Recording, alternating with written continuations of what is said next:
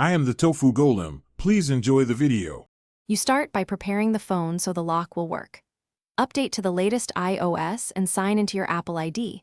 Once done, open Settings and enable Screen Time.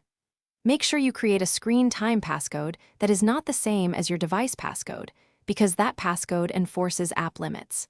Now go to App Limits and tap Add Limit so you can pick app categories or individual apps to restrict immediately. Next, you configure the actual locks. Choose the apps or categories you want to restrict and set a realistic daily limit. Once the limit expires, toggle on Block at End of Limit so access is denied automatically.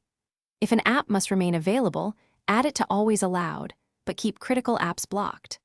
Once configured, the Screen Time passcode is required to extend time, so you've effectively created an app-level lock enforced by the system. Finish by testing the lock. Use a restricted app until the limit triggers and confirm Block at End of Limit stops access. If you need a temporary manual lock for an active app, use guided access via accessibility, and for sensitive text use notes lock with Face ID.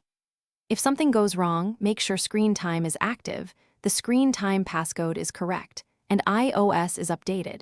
If problems persist, restart the device and reapply. Thanks for watching. Consider subscribing if we helped you today.